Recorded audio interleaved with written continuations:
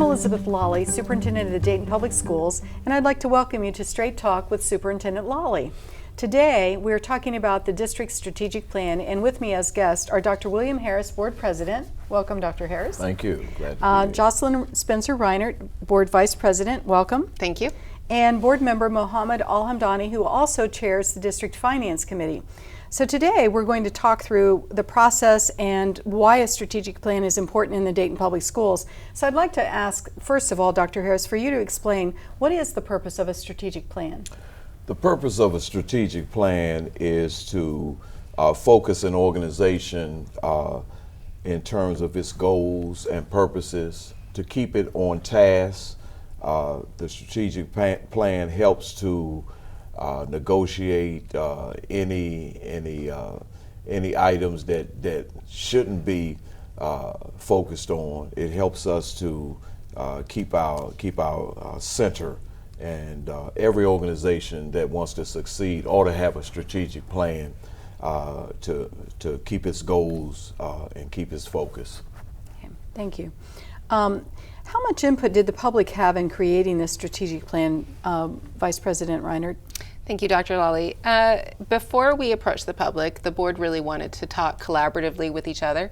Like any good organizations, we hired an outside consultant to have really in-depth conversations with us, hours of conversations with one or two board members, talking about what we saw as important for the district to focus on, talking about things that we heard from the community over the last couple of years. And the consultant took that, and then we had an hours-long board retreat where we really centered on these are the top 5 things that we think are the most important things to focus on. And then once we were able to center the top 5 goals, we really filled in the ways that we could fulfill those goals, meet the goals. And then once we had put that together, we introduced it to the public in a town hall in the fall. It was really successful. We had a lot of people show up. We introduced it to them. We emphasized that it was not a final document, that we really valued their input. In many ways, it's like building a house. We built the structure and we planned the electrical work, but we wanted their input on some of the things that were important to them. And we took a lot of their input and we added it to the plan and changed the focus here and there. So it was really a collaboration between the board and the superintendent and the public. Thank you. Board Member Al-Hamdani, why is it important that the district actually have the strategic plan, and how will it guide DPS? Well, thank you for asking, Superintendent. One of the most important things any organization can do is have a strategic plan. You've got to think of an organization almost like a ship at sea. And if it doesn't have direction, you can get lost. Without a strategic plan, you could, an organization as large as DPS can get lost in the weeds.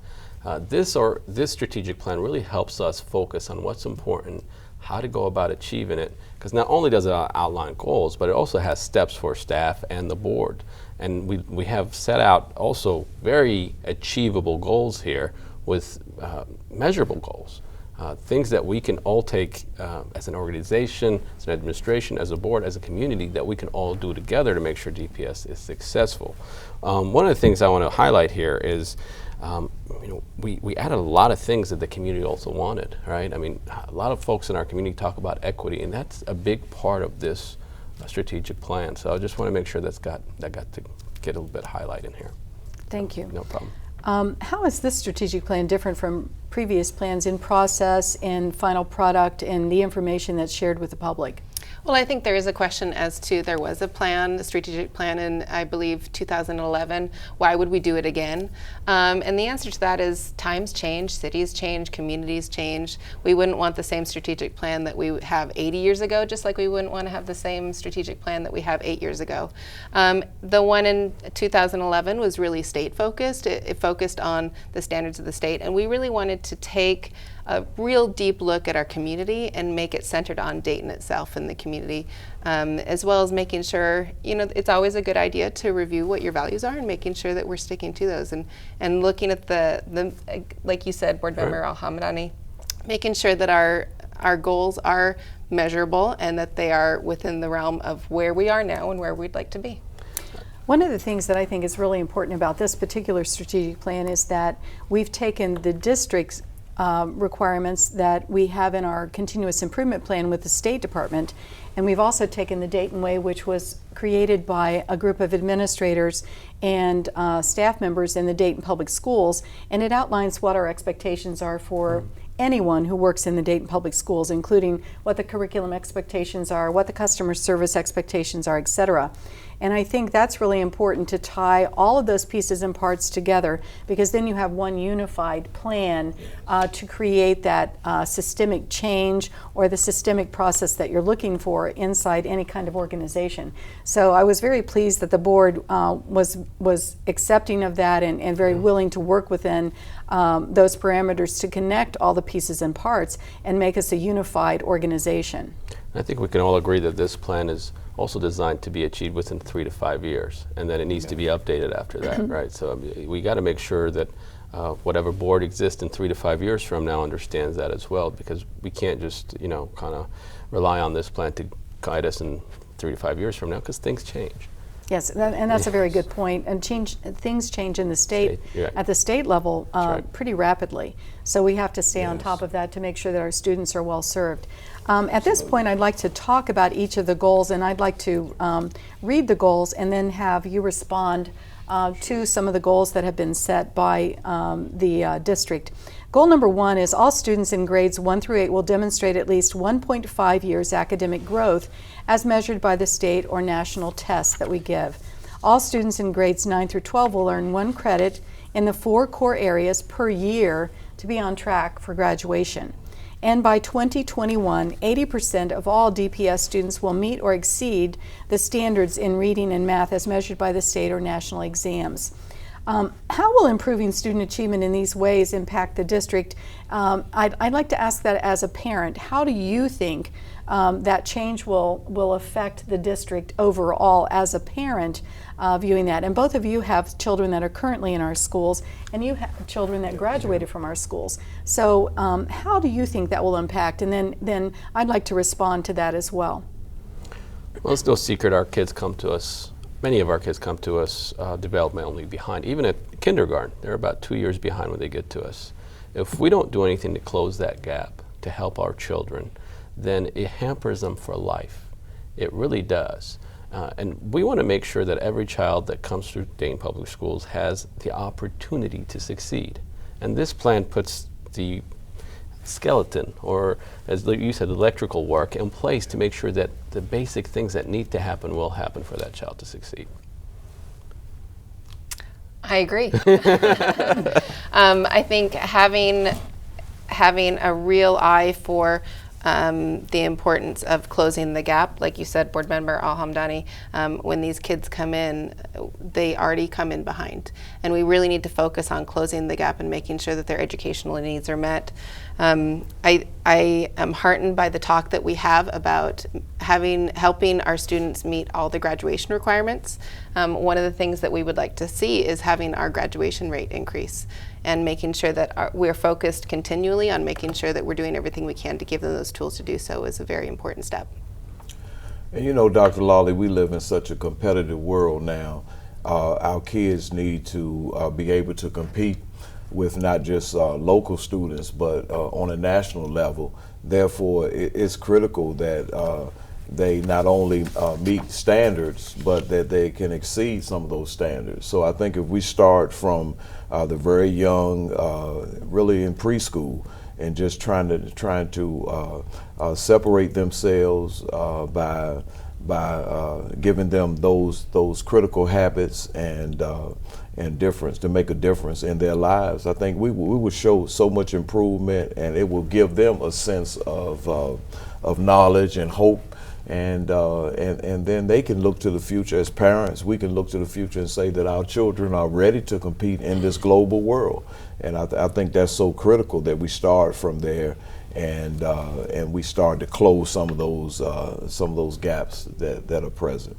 We really have done, excuse me, we really have done a lot of work on the early primary grades, because we believe that if we can close the literacy gap, especially before they get to 3rd grade, they'll be able to pass that 3rd grade reading test and also be able to move forward and read more difficult materials as they enter 4th, 5th, 6th grade, etc. So we've worked really hard on that, and that impact hopefully will start to show up in our test results in the next year or two. So by saying that we're going to grow students 1.5 years, that's not a stretch. That's not something that really is going to take some extraordinary effort. It's going to take solid effort by our teaching staff and our curriculum team to make sure that we are doing what we're supposed to be doing. But it is very achievable, and we're looking forward to seeing the impact of the work that's been done last year, and then the work that we'll be doing again this year to continue that effort and that focus.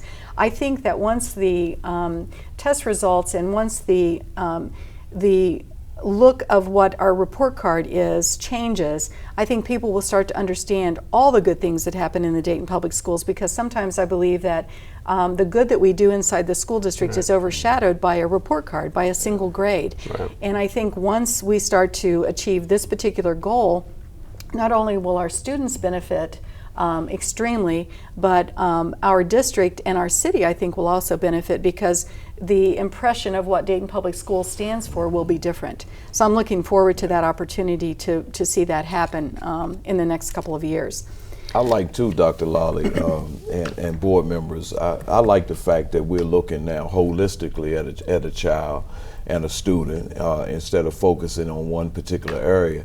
And I think that will demonstrate a well-rounded person, and I think our goals and our priorities will certainly address that issue. I would like to add too, Superintendent Lawley, because of the threat that we were under, and thankfully no longer, about state takeover this coming year, it's really been your emphasis that the number one thing that we need to focus on all the time is making sure that these children are getting a quality academic, they're getting a high quality education.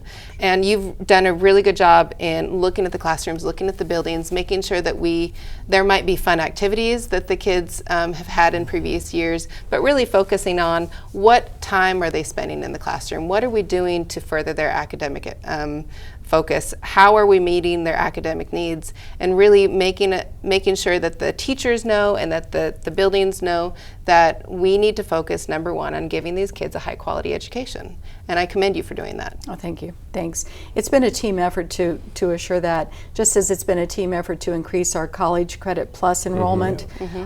If we can have our students graduate with near an associate's degree, that not only takes away financial burden from their families and them, but it also helps them have a higher level of education than a high school education, and that increases their opportunities in the workplace whenever they actually move into a career field. So all of that work together has been a team effort, and you're part of that team, and I appreciate that support and that help that you give as well.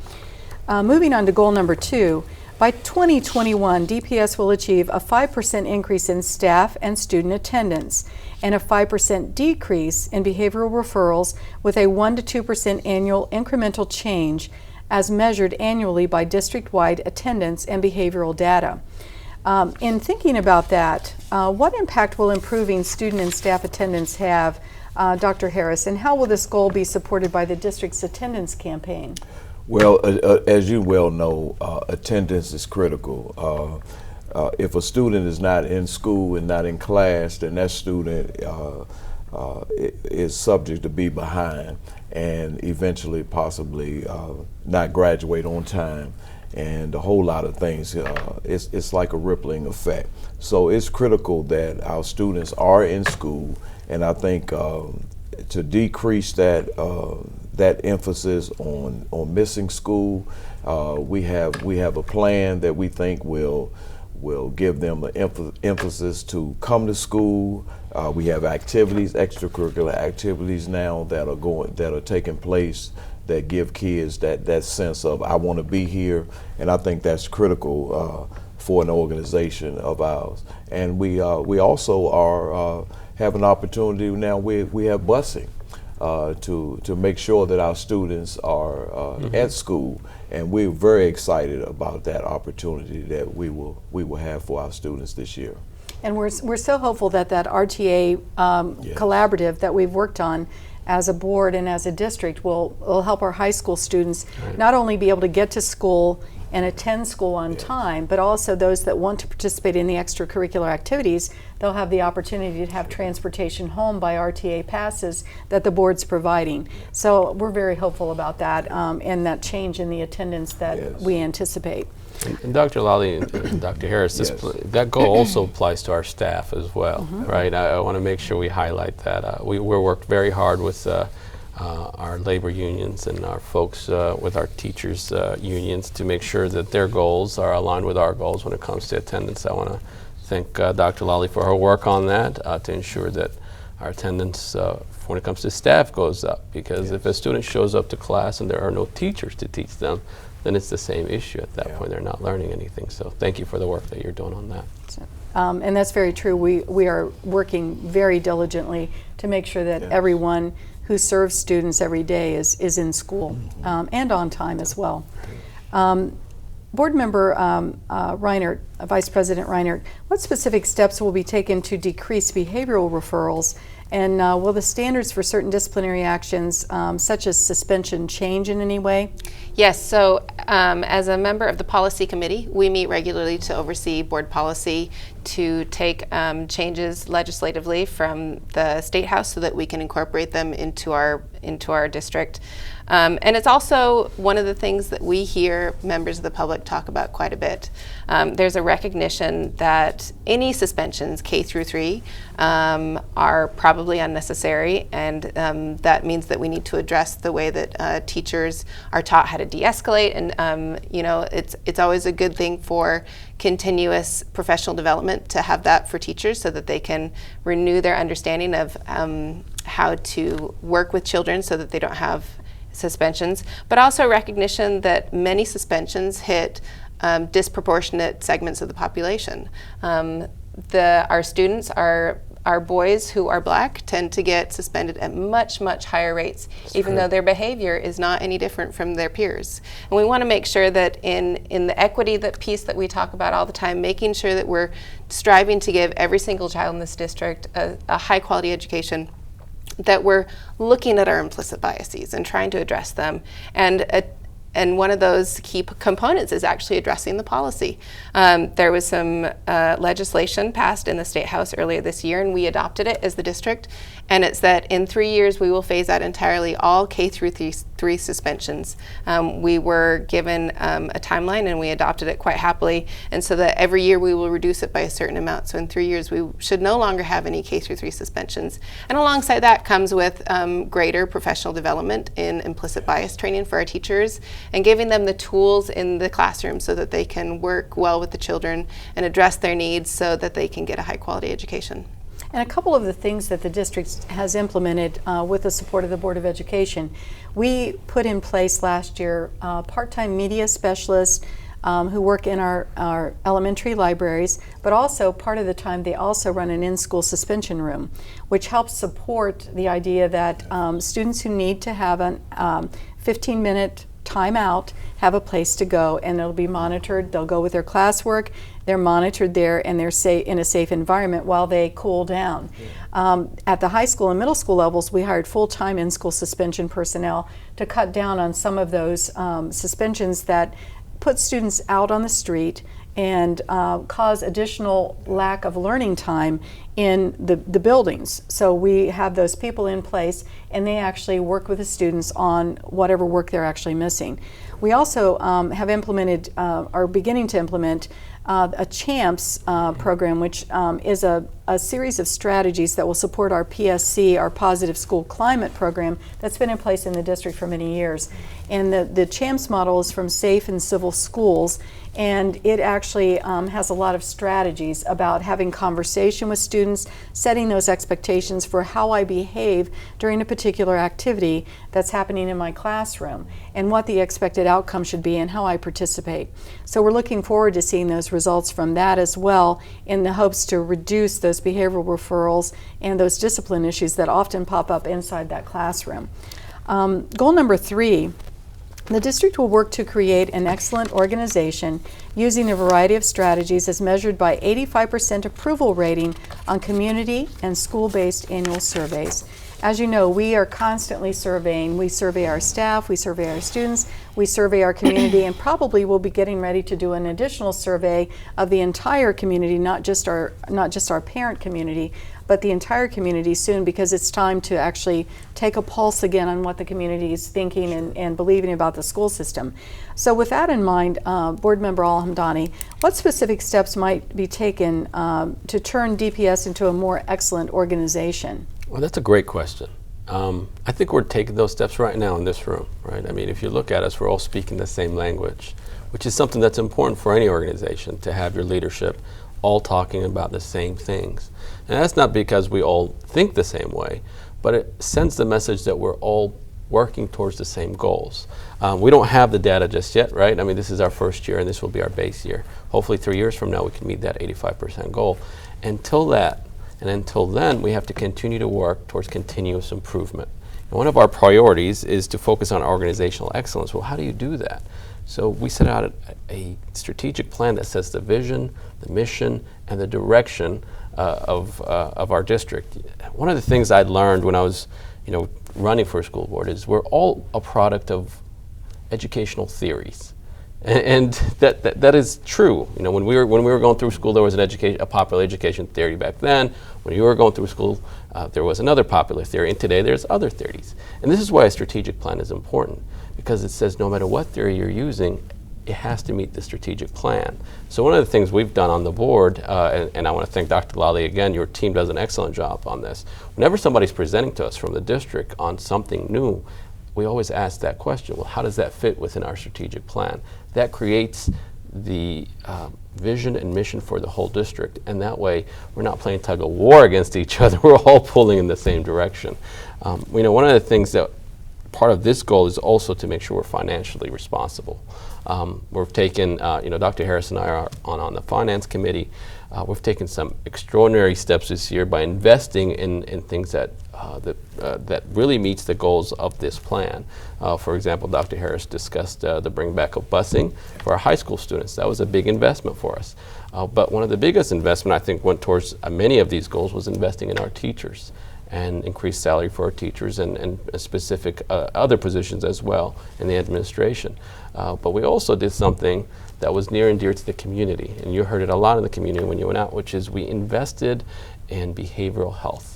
This is a big topic in our community, a big topic around the state, a big topic around the country. And in making those investments, we had to make sure we did it in a way that was fiscally responsible, doesn't put too much strain on our budget for the next 2 years. That's sort of like the goal every time we're looking at a budget, is how will it impact us over the next 2 years. Because unfortunately, we have to work in those short increments because we're heavily dependent on state dollars, which happen on a biannual basis. So we did it in a way that it doesn't harm us in the next 2 years. Now, 2 years from now, we'll have to come back and revisit those numbers again and see where we are. But being fiscally responsible goes a long way to also creating a very great and sustaining organization. That's what we're hoping to do here. And Dr. Harris, as the board president, you oversee, as I oversee the district, you oversee really the board, the treasurer and the superintendent, yes. And ultimately, by overseeing the treasurer, you also oversee the finances of the district. Making sure that the finances are stable is extremely important. Are there other things that the board does to make sure that the finances are truly being used for what we say they're being used for, and processes and procedures that you continue and that are supported by the strategic plan and strategic actions? Absolutely. One of the things that we try to do as the board is to make sure, as board member Al-Hamdani has suggested, is to make sure that we are aligning our spending with our priorities. I think that's what's so critical about this strategic plan, is that we are now looking more critical at the way in which we spend our finances, addressing those issues that will make this a reality, to make our goals a reality. And so what we're doing is to refocus all that we do in terms of our finances on these particular goals. For example, with busing, with looking at making sure that our teachers have what they need in terms of salaries and non-nons as well. and so we're looking at the total picture, and I think that that our treasurer, we're putting her hand to the fire and saying to either release some funds or so that we can meet these goals, because we understand just how critical financial stability is, and we've had that in our district. We've been very fortunate in terms of being able to have a solid foundation when it comes to finances, and we want that to continue. And Dr. Harris, another thing we did just last 2 months ago is we started posting the finance committee meetings data to the board meetings every month. So now every dollar that is being spent in the district, you can actually go to our board meeting agenda and you can take a dollar by dollar where those dollars are going into. And the public now has much more access to the finances than before. Before the finance committee would meet once a month, and then we'd go over the numbers and nobody else looked at them, right? But now we're releasing those numbers to the public on a monthly basis. And I think there's a fine line between making sure that money is spent appropriately and money is also reserved to pay the bills that the district incurs. Yes. And that's a fine balance between the two. You have a healthy school district when you're able to support the needs of those that work in the school district, as well as support the needs of the students that are in the school district, and whenever you're able to say that we have enough money to pay our bills and to pay our bills on time. And I think this Board of Education and our treasurer have done a good job of that. It's been a building process over time, of course, by previous boards to make sure we were financially stable. And this board, in effect, has actually held us much more accountable to spend money where your strategic goals are. Right. And that's the kind of Board of Education work and district work that you want to have happen, the hand-in-hand work. So I applaud the board for that work. Absolutely. And I think the community expects us to do just that, because they are looking at the way we spend the money, and they want us to put it in the proper place where our students can benefit. We have a board policy that we keep 10% of our budget in cash reserve, and I applaud the previous boards for enforcing that and really putting us in a healthy place financially. But I also feel like it is our fiduciary duty to make sure that we're not holding money just for the sake of holding money. I would never want to take away any of the cash reserve that we have, because I think it's important that we keep that. I think it's fiscally responsible to do so. But to have a large amount of money the way that the district does now and not spend it in the name of our teachers and in the name of our students and really in the name of education would be a disservice to the public. And I'm grateful for a board that is spending responsibly in that respect. I would also like to say one of the board steps under Goal 3 is that we support the superintendent in developing incentives for recruitment of diverse staff. One of the things I absolutely love about this city is the many ways that it's diverse. It's diverse in race, it is diverse in culture, and it's diverse in class. And we want to make sure that the staff reflects that. And so this year we have just actually hired on a chief diversity officer that would assist us in doing that. Is there anything you want to add about that? We were very pleased that we were able to support that position. And we have someone who's a community member who's been in the Dayton Public Schools for a long time, Thurman Sampson, who is well known for the work that he did to bring Meadowdale Elementary from an F to a C within a year's time on the state report card, which we were very pleased with. And then he moved to become the principal of Dayton Boys Prep Academy. This year, at my request, Mr. Sampson considered the position and felt that he could actually make a great impact, as I suspected that he can, whenever I talked with him about that. So we're very pleased to have a director of diversity and inclusion to work with and among the building principals to make sure that we are offering what we need to offer, to work with HR to make sure that we are out recruiting those people of color that we do not have enough of in our district, because we are in need of many more, much more diversity is what I should say, much more diversity in our staffing population at all levels. So I'm very pleased that he's working with Dr. Sullivan, our new associate superintendent, and all the other departments to make sure that we start to really implement this goal and to realize this goal. So he's a great addition to the central office team. Thank you for mentioning that. Goal number 4, the district will promote partnerships with all stakeholders as measured by numbers of volunteer organizations and individuals who participate in DPS through the outreach office. The number will increase by 10% over the next 2 years. And as you know, last year we changed one of our central office positions from a different name to Director of Outreach and Student Activities. So we've been working on trying to make a difference in our partnerships and our community organizations. And I know, Vice President Reinert, you've been very, very active in trying to create parent organizations that actually function with parent input and with parent support and need. What steps are you taking with your team that you've been working with to help implement a PTO or PTA in every building? Sure, thank you. First off, I'm really excited to work with the new outreach director. She's very enthusiastic, and I think she has real ideas on how to, first of all, she's got the vision of Dayton. She's really excited about the Dayton Way and the strategic plan, and I think she has a real understanding of how to make it happen. One of the things we're working on together is we've reconstituted 2 old committees, the Community Engagement Committee and the Parent Engagement Committee, into one, the Parent Family Community Council. We've solicited applications from the public so that we can have people sit on that council to work with us and to work with myself and the outreach director and other members of staff so that we can really support the parents in the district.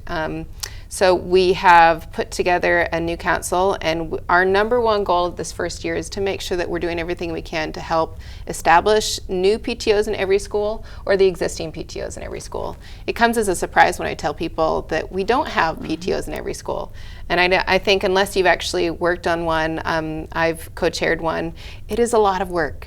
And it's a really big undertaking for any parent to take on, especially even more so if you're establishing one that is not in existence. We want to make sure that we're giving all the tools to the parents in every single school to build that organization, to build a community within each school, to give them the tools to get to know teachers better, to get to know their students' school lives better, to give them the resources to fundraise if they want to have any activities. In essence, we're helping them build a stronger community around each school. We're hoping that by the end of, hopefully in about 2 years, we'll have a PTO in every single school. And I fully acknowledge that even when we have one going, PTOs need help, and especially in our middle schools. Middle schools are only 2 years, and PTOs are a function of the parents that follow along their children. I think middle schools, it will be especially difficult for us because students are only in that building for 2 years. So it's going to be an ongoing challenge that we're looking at. The new director of outreach, I think, will really help us in working with our partner organizations. I mentioned earlier that you made sure that whoever is in our building is doing so with the goal of academic achievement. And it's going to be really beneficial to work with our partner organizations and making sure that they're in the schools, we know who's in the school, and that they're helping along that goal. I would also like to give a shout out to another board member, Karen Witt-Gagne, who heads up the Business Advisory Council. She has really been working the last year and a half to build the relationships with other community partners that are not necessarily in our schools, our business leaders and community leaders, to make sure that they are a part of this. This city will rise and fall with the schools. And community leaders and business leaders understand that, and they support us in a really real way. And I'm very excited to see the collaboration that we have between the community and the business, and also the excitement that we have with the outreach director and with community members who want to do everything they can to support the schools, support the PTOs. So I'm really excited about that. I'm very hopeful. I also want to commend Dr. Lally for working with all the universities that we have in Dayton and all the resources. You know, we have a lot of educational resources in Dayton sometimes that go untapped, but you've been working very hard with Sinclair, Rice State, University of Dayton. We're trying to add a couple other schools around here. I know we're working with Central State now, so really excited to see what those collaborations will bring to our school district, because those folks could be the next leaders of Dayton Public Schools, you know, and so it's exciting to see that work. It's an exciting opportunity to connect to the business partners, to connect to the parents, and to connect to the universities, as well as the other organizations that we've been able to build those partnerships with. So it's been a good opportunity to pull everybody together with the singular focus of our students, and that's what we want. That's what we need to have in a community such as Dayton. Absolutely. Our last goal is by goal number 5. By 2021, a succession plan and leadership institute will be implemented, as evidenced by the adoption of the plans and institute implementation. And this includes providing leadership training from the boardroom to the classroom, as well as developing a succession plan for leadership in the Dayton Public Schools, because we don't want to bounce from one ideology to another ideology. right. We want to sustain the work that this board and this current leadership team have worked so hard to put in place in the Dayton Public Schools. Dr. Harris, why is that leadership training from the board's level all the way to the classroom important, and how will it improve the district? Well, I think it's important because as board members, we have a responsibility to lead the district. And so we need training. Just as a teacher who already has their degree goes back and has training throughout the year and development. We need development as well in terms of how we negotiate contracts, how we set our goals, how we deal with.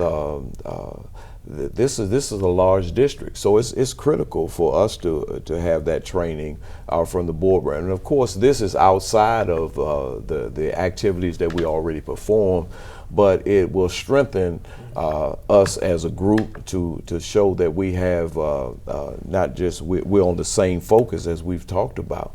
And so we're looking forward to continued leadership, continued improvement in our district, and it only happens when we as a board can come together, not just on retreats, but when we go to conferences and we have seminars and other activities, bring in speakers, and to challenge us on how we make decisions and what's best for the district and how we work together.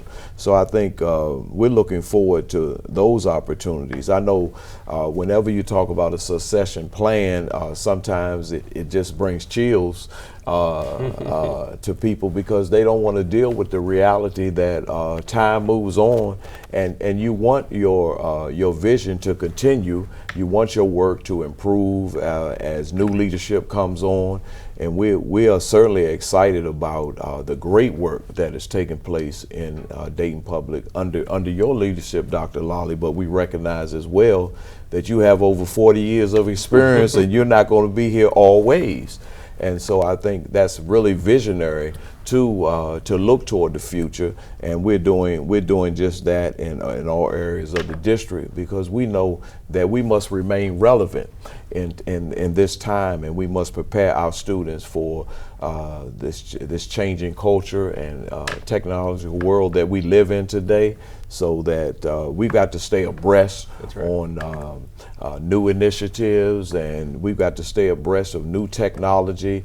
And so it is critical that we have that training, and so we're starting it from the top, because we know that it is part of our responsibility as a board to cast that vision for the district. And I also want to commend you for creating the teacher leader positions. Yes. Yeah, that's important.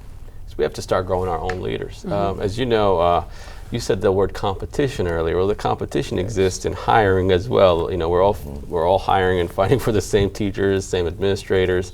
So we have to start thinking strategically about how do we grow those next Dayton Public School leaders organically through the Dayton way. You know, growing up with the strategic plan, with all these visions in place, so they understand and know and continue that vision as we move forward. And I also want to commend you on the coaching that happens for them. You know, that a great organization only becomes great by investing in their number one asset, and our number one asset is our human potential that we have at Dayton Public School. So we're investing in our people because it's the right thing to do, and it will ensure the success of this organization going forward. So thank you for doing that work. Yes. Certainly. This is a very, very robust plan. It's a plan that probably needs to change on a regular basis, That's right. at least every 3 years. That's right. sooner if the state happens to change something in the pathway to create dissension among what we plan on doing and what we're required to do. But I think that the plan itself is very very robust, and I think the Board of Education's done a great job of creating a plan that will actually guide and direct our steps, not just on a daily basis, but for the next several years, actually. So that's a commendation to all of the board members who worked on this and all the other team members that worked on their specific pieces and parts. For the public, what we would like to let you know is that this strategic plan, as well as additional information about each of the steps, is posted on the district website. And you're free to go on there and take a look. And if you have any questions at all, please feel free to call any of the board members or contact someone at the central office to have an answer to that question. I'd like to thank the board members that are present today, Dr. Harris, board member Reinert, and board member Al-Hamdani. Appreciate your time and appreciate the efforts that you have every day, because this is not a highly paid position No, as a it's board not. member for a school district, and there's a lot of work that you put in and a lot of time that you put in. So I'd like to thank you publicly and thank you for the continued work that you do as well. And on behalf of the Dayton Board of Education and the Dayton administrative team and teaching staff, I'd like to say thank you for tuning in, and hope to see you the next time. Thank you.